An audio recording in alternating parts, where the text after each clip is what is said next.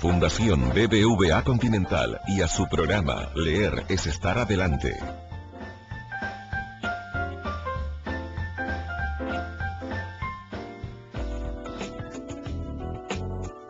Hola, en el canal N hay tiempo de leer. Mi invitado de hoy es un señor Rey León, el señor Elmo León. Y les voy a contar por qué digo que es como el Rey León, porque hizo una investigación inmensa, tremenda, 14.000 años de alimentación en el Perú. Realmente de quitarse el sombrero, lo que usted ha hecho con este libro. Profesor, bienvenido al canal N. Muchas gracias por la invitación. Bueno, ¿por qué se decidió a investigar desde cuándo comemos en el Perú determinadas cosas y dónde estaban y de dónde salieron y por qué hizo esta investigación tan acuciosa? Bueno, básicamente por dos motivos. En primer lugar, por una invitación de la Universidad San Martín de Porres, que me dio la oportunidad de hacer un libro básicamente resumiendo todo lo que se ha comido en el pasado peruano en época prehispánica. Y en segundo lugar, porque en realidad es parte de mi trabajo éticamente hablando, porque soy arqueólogo de fondo, entonces tenía que, ahora en este medio, este boom gastronómico, ver el tema un poco del origen y ver cómo se comió tanta variabilidad de productos en el pasado prehispánico. Entonces, sí, y esa investigación lo lleva a concluir que este gusto, esta delicia, esta seducción que tiene la comida peruana viene de siempre, o sea, siempre ha habido este amor por la comida en el Perú. Sí, en realidad hay un tema que de fondo que tiene que ver con una necesidad, ¿no? La comida es una necesidad para el ser humano. Entonces, hace 14.000 años, ¿no? La gente empezó literalmente a domesticar productos en función de sobrevivir primero.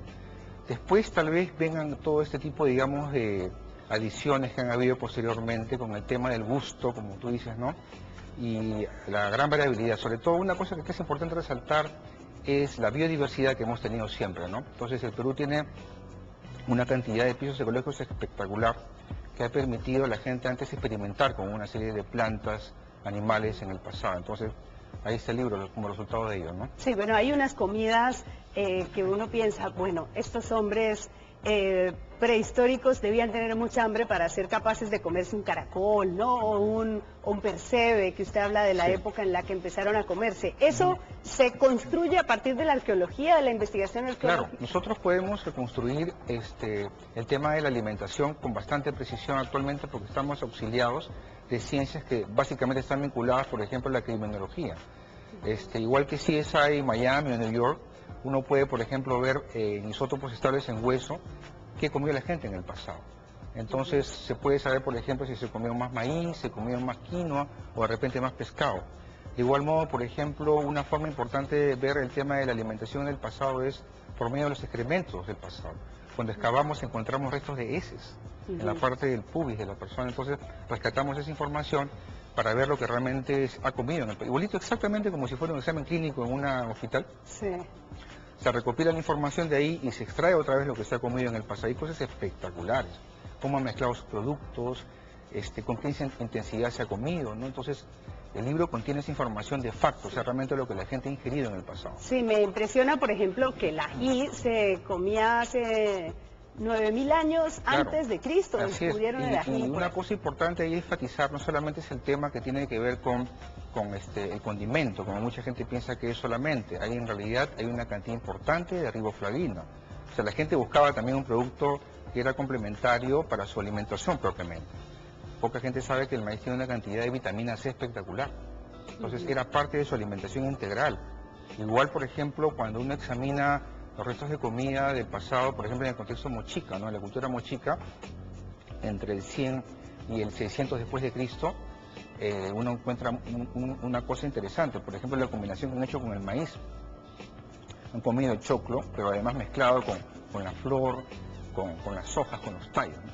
Sí. O sea, toda una combinación de la misma planta que ahora los médicos aconsejan, o sea, coma fibra porque le hace bien. Sí, ¿se da cuenta? sí, Entonces, lo sabían es muy desde interesante, antes. sí, parece que sí. Sí, ha encontrado ahí muchas cosas que se perdieron, que se extinguieron.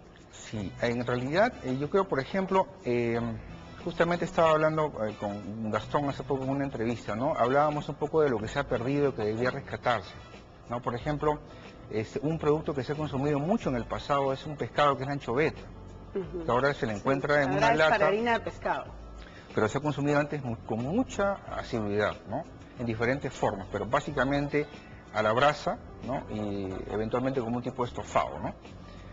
Después hay muchas plantas que han caído un poco en el olvido. Por ejemplo, mucha gente piensa ahora en comer quinoa cuando está tan caro el precio de la quinoa, pero Sí. hay alternativas a ese tipo de ¿Qué, plantas. qué Por es ejemplo, alternativo a la quinoa? hay plantas que son cereales que se han consumido en esa parte del altiplano hace mucho tiempo y tienen la misma calidad de proteína, incluso más, como el caso del tarwi, por ejemplo, o la cañigua, que son plantas que están un poco al lado de la quinoa, pero que ofrecen mucho más valor nutritivo y que deberían de promocionarse más, ¿no? Sí. Entonces, el libro presenta rescate toda esta información del pasado para traerla al presente, ¿no? Sí, bueno, da hambre hablar con usted de comida. Muchas gracias por esta investigación y por estar en el canal. Gracias a ti.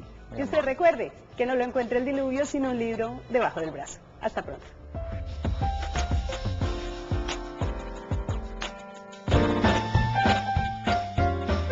Fundación BBVA Continental y a su programa Leer es estar